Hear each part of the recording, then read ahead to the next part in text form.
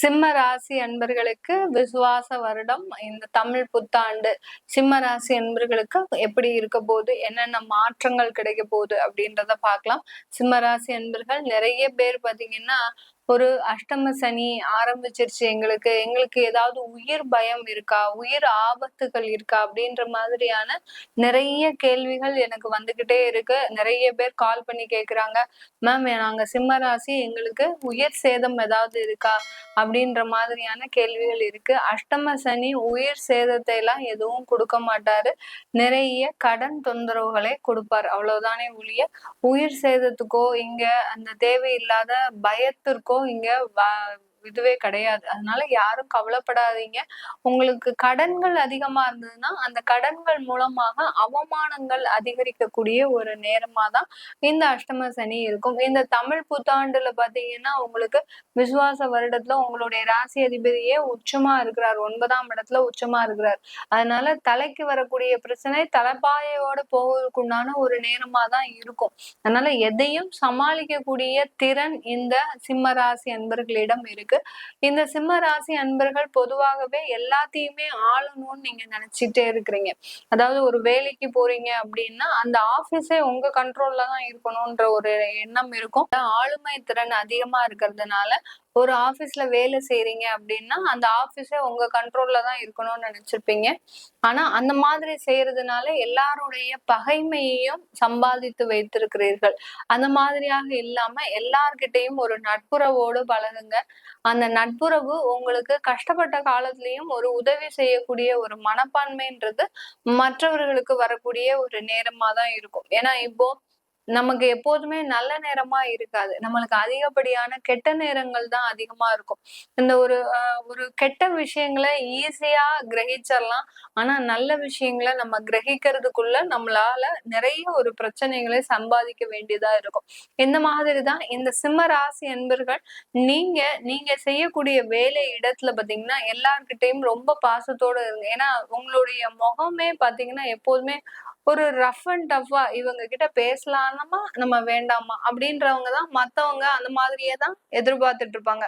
பேசினா coach borrow, இந்த மாதிரி ஏதாவது சொன்னா கோச் பாரோ அப்படின்ற மாதிரியாதான் அவங்க மற்றவர்கள் உங்களை பார்க்கக்கூடிய ஒரு நேரமாக இருக்கும். அதனால எல்லா இடத்துலயும் இந்த அஷ்டம சனியின் பொழுதுல தேவையில்லாம கோவப்பட்டு உங்களுடைய வேலையை இழந்துடாதீங்க. அந்த அளவுக்கு அந்த அஷ்டம சனி ஏதாவது ஒரு பாதிப்பை கொடுத்துக்கிட்டே இருக்கும். அதனால கோவத்தை முதல்ல கையில விடுங்க. அதுக்கப்புறம் பாத்தீங்கன்னா எல்லார்கிட்டையும் ரொம்ப சிரிச்சு பேசுறதுக்கு பழகிக்கோங்க. மேடம் நாங்க எப்போதுமே அப்படிதான் இருக்கோம், இருந்தாலும் சில டைம் எங்களுக்கு அது வெளியில வருது அப்படின்னா அது கேரக்டரை மாத்த முடியாது, இருந்தாலும் சில விதமான முயற்சிகள் எடுத்து மாற்றுறதுக்கு பழகிக்கோங்க இந்த சிம்ம ராசி என்பர்கள். அப்பனாதான் இந்த அஷ்டம சனி உங்களுக்கு பெரிய அளவுக்கு பாதிக்காது. 11ஆம் இடத்துல அந்த குரு பகவான், இது ஒரு நல்ல அமைப்பு தான் இந்த சிம்ம ராசி என்பர்களுக்கு. ஏன்னா பூர்வ புண்ணிய ஸ்தானாதிபதியே அந்த குரு பகவான் தான். அவர் 11ஆம் இடத்துல இருக்கிறதுனால அப்பா வழி, அடுத்து பாத்தீங்கன்னா அவங்களுடைய பூர்வீக சொத்துக்கள், இது எல்லாமே உங்களுக்கு கன்வெர்ட் ஆகக்கூடிய ஒரு டைம். என்னதான் ஒரு பக்கம் அஷ்டம சனியாக இருந்தாலும் இன்னொரு பக்கம் பாத்தீங்கன்னா வருமானங்கள் வந்துகிட்டே இருக்கும் இந்த சிம்ம ராசி என்பர்களுக்கு.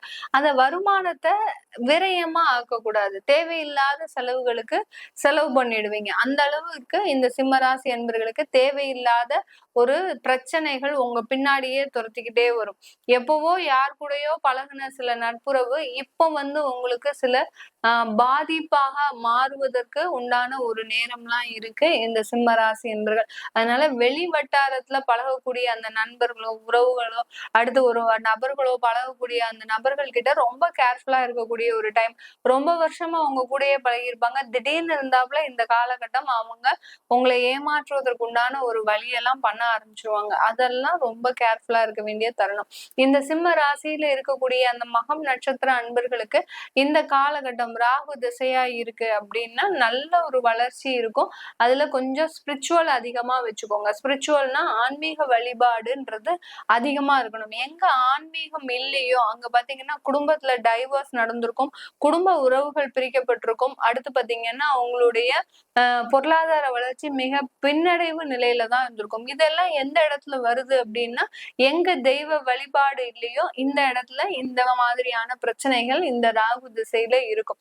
அடுத்து இந்த தமிழ் புத்தாண்டுல இருந்து அந்த ஆன்மீக வழிபாடை இன்க்ரீஸ் பண்ணிக்கோங்க. ஏன்னா இன்னமும் உங்களுக்கு இந்த அஷ்டம சனி பிளஸ் பாத்தீங்கன்னா இந்த விசுவாச வருடமே பாத்தீங்கன்னா ஆசைகளை அதிகரிக்கக்கூடிய ஒரு டைம், தேவையில்லாத ஒரு இல்லீகல் கான்டாக்ட்ஸ் மூலமாக அசிங்கம் அவமானம்லாம் படக்கூடிய ஒரு டைம். அதனால அதுல எல்லாம் ரொம்ப கேர்ஃபுல்லா இருங்க. இந்த மகம் நட்சத்திர அன்பர்கள், பூரம் நட்சத்திர அன்பர்கள், இந்த பூரம் நட்சத்திர அன்பர்களுக்கு இந்த குரு திசை பாத்தீங்கன்னா மிக பெரிய அளவுல ஒரு மாற்றத்தை கொடுக்கக்கூடிய ஒரு தசாபுத்தி. ஆனா உங்களுக்கு அஷ்டம சனி நடக்குது, எனக்கு ஆனா குரு தசை நடக்குது மேடம், எப்படி இருக்கும் அப்படின்னு கேட்டீங்கன்னா, அஷ்டம சனி உங்களுடைய வேலையில ஒரு இடமாற்றம், வெளியூருக்கு போறது, வெளியூர் இடமாற்றம், அடுத்து பாத்தீங்கன்னா அவங்களுக்கு அந்த வெளிநாட்டு இடமாற்றம், இதெல்லாம் கிடைக்கிறதுக்கு உண்டான ஒரு நேரமாக இருக்கும்.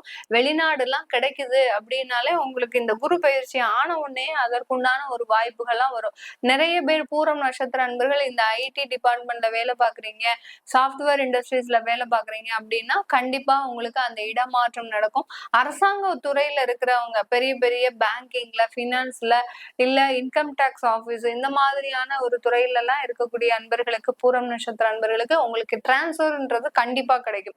எந்த இடத்துல வேலை நடக்கலையோ அந்த இடத்துல கொண்டு போய் உங்களை போடக்கூடிய ஒரு டைமா இருக்கும். அதனால கொஞ்சம் உங்களுக்கு அந்த தேவையான கமிட்மெண்ட் செய்ய முடியாத அளவிற்கு சில ஸ்ட்ரகிள்ஸ் வரக்கூடிய ஒரு நேரமாக இருக்கும் இந்த பூரம் நட்சத்திர அன்பர்களுக்கு. அடுத்து உத்திரம் நட்சத்திர அன்பர்கள், ஆசைக்கு அளவே கிடையாது இவங்களுக்கு. ஆசைன்னா ஆசை, அவ்வளோ ஆசை வச்சிருப்பீங்க. நம்மளா காட்டியும் ஒரு இடத்துல ஒரு நிறைய பெரிய வீடு கட்டிடணும், ப்ராப்பர்ட்டி சேர்த்துக்கிட்டே இருக்கணும், இப்படின்ற ஒரு விஷயங்கள்லாம் இவங்களுக்கு அடுத்தடுத்து வந்துகிட்டே இருக்கும். ஒரு விஷயம் முடிச்சுட்டு வரீங்க அப்படின்னா அடுத்த விஷயத்துக்கு, அடுத்து தொழில் பாத்தீங்கன்னா இவங்க ஒரு தொழில் 2 தொழில் பண்ணுவாங்களா அப்படின்னு கேட்டீங்கன்னா அப்படிலாம் கிடையவே கிடையாது. ஒரு பல்வேறு துறைகளை பல்வேறு துறை சார்ந்த தொழில்களை பண்ணிட்டே இருப்பாங்க. ஏன்னா டேலண்ட் அப்படின்றது பாத்தீங்கன்னா இவங்களுக்கு ஒரு அத்துப்படியாகப்பட்டது. எந்த டிபார்ட்மெண்ட்ல வேணாலும் எந்த துறை சார்ந்தும் தொழில் செய்யக்கூடியவர்கள் இந்த உத்திரம் நட்சத்திர அன்பர்கள். அந்த அளவுக்கு ஒரு இன்டெலிஜென்டா இருக்கிறதுனால எல்லா இடத்துலயும் போய் அடி வாங்குறது, சம்பந்தமே இல்லாம. நான் போன வருஷம் மேடம் ஒரு ஃபுட் பிசினஸ் பண்ணினேன். அதுல பாத்தீங்கன்னா முதல்ல நல்ல வளர்ச்சி, திடீர்னு இருந்தாப்புல பாத்தீங்கன்னா எனக்கு கஸ்டமரும் இல்ல, ஆர்டர்ஸும் இல்ல. ஃபர்ஸ்ட் எல்லாம் நல்ல ஆர்டர்ஸ் வந்தது, நல்ல ஒரு கஸ்டமர்ஸ் இருந்தாங்க, நல்ல ரெவ்யூ இருந்தது, எல்லாமே இருந்தது. பட் திடீர்னு இருந்தாப்புல எனக்கு அந்த மாதிரியான பிரச்சனைகள் வந்துருச்சு. இப்படின்ற மாதிரியாக அந்த ஃபுட் பிசினஸ் ஒண்ணு வீணா போச்சு அப்படின்றதுக்காக திரும்ப பாத்தீங்கன்னா ஏதாவது ஒரு அழகு சாதனை சம்பந்தப்பட்ட பியூட்டி பார்லர்ஸோ இல்ல இல்ல உங்களுக்கு உங்களுக்கு பிடிச்ச துறையில வேற ஏதாவது துறையில தொழில் அமைச்சு அதுலயும் அடி வாங்கியிருப்பீங்க. எப்படி எந்த இடத்துல எல்லாம் அடி வாங்க கூடாதோ அந்த இடத்துல எல்லாம் தொழில் செஞ்சு அடி வாங்கினவர்கள் இந்த பூரம் நட்சத்திர அன்பர்கள் தான்.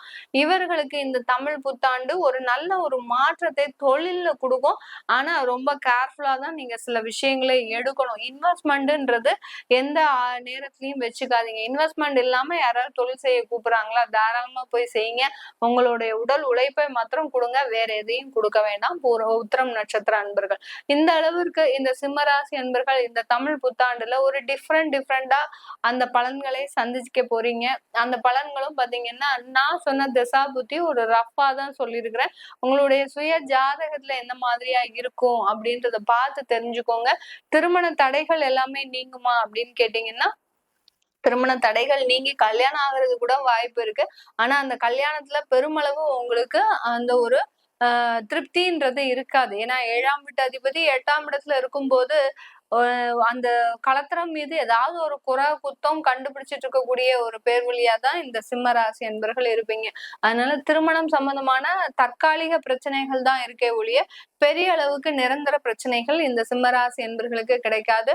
குழந்தை பாக்கியம் முழுமையாக கிடைக்கக்கூடிய ஒரு தருணம். 5ஆம் வீட்டு அதிபதி 11ஆம் இடத்துல இருக்கிறதுனால அந்த குழந்தை பாக்கியத்தினால மேலும் மேலும் வளர்ச்சிகள் இருக்கக்கூடிய ஒரு நேரம். என்னைக்கு குழந்தை பிறகுதோ அன்றிலிருந்து வீடு, வாகனம், வண்டி, உத்தியோகம், அடுத்து பாத்தீங்கன்னா வருமான நிலை எல்லாமே உயரக்கூடிய ஒரு நேரமாக தான் இந்த சிம்ம ராசி என்பர்களுக்கு இருக்க போகுது. உங்களுடைய சுய ஜாதகத்தை பார்க்கணும் விருப்பப்படுறவங்க கீழே இருக்கிற நம்பருக்கு வாட்ஸ்அப்ல அப்பாயின்மெண்ட் வாங்கிக்கிட்டு நீங்க என்கிட்ட கன்சல்ட் பண்ணிக்கலாம். எல்லோருக்கும் இனிய தமிழ் புத்தாண்டு நல்வாழ்த்துக்கள். உங்களிடமிருந்து விடைபெறுவது உங்கள் ஆஸ்ட்ரோ பூர்ணா. நன்றி, வணக்கம்.